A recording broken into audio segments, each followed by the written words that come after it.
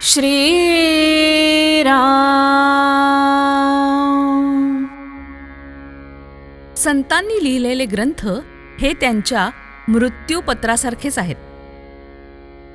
संतांना ग्रंथ लिहिण्याची मुळीच हौस नसते. नाईलाज म्हणून ते ग्रंथ लिहितात. तुम्हाला असं वाटतं का की नाथांनी आणि समर्थांनी ज्ञानेश्वरीची पारायणं करून नंतर आपले ग्रंथ लिहिले? त्यांचं ज्ञान स्वतंत्र असतं आणि ते साक्षात भगवंतापासून आलेलं असतं. त्यामध्ये अर्थात मागील ग्रंथकारांनी सांगितलेल्या काही गोष्टी येणारच. संतांनी लिहिलेले ग्रंथ हे त्यांच्या मृत्यूपत्रासारखे आहे.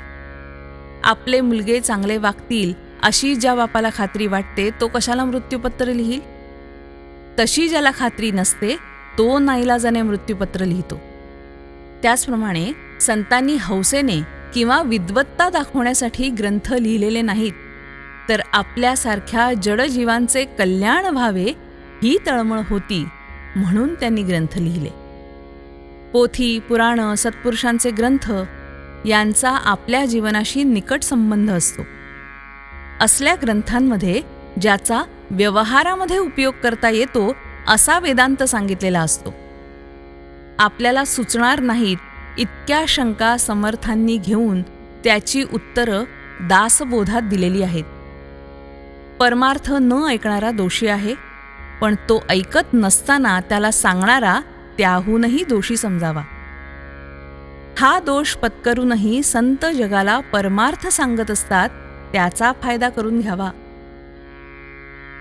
ग्रंथ वाचत असताना ध्येय आणि परमार्थ प्राप्ती हे असेल तर त्यासाठी त्या ग्रंथात साधन कोणतं सांगितलं असेल ना, इकडे लक्ष द्यावं. साधनाची योग्य निवड झाली की साध्य साधेलच. ज्या विषयात पारंगत व्हायचे तीच पुस्तके वाचणे जरुरीचे. आमचं उलट होतं. गणित विषय घेतो आणि वाचतो कादंबऱ्या, मग गणितात पास कसं होणार?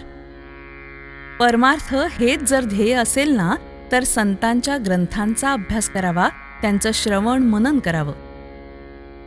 आपण आपलं मन भगवंताच्या चरणावरती चिकटवून ठेवावं आणि देह प्रारब्धाच्या प्रवाहामध्ये सोडून द्यावा.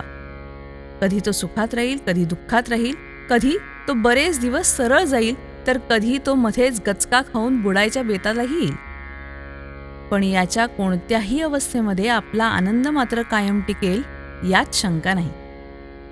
आपल्या देहाकडे आपण वेगळेपणाने पाहायला शिकलं पाहिजे. मन द्यावे भगवंताला आणि देह द्यावा प्रारब्धाला, म्हणजेच हे साधेल. देहाचे सुखदुःख हे कायम वरवरचं असावं. ते आत शिरून मनावर परिणाम करता कामा नये. भगवंताच्या नामाने हे हमखास साधतं, म्हणून अखेर नामाशिवाय गत्यंतर नाही. श्रीराम.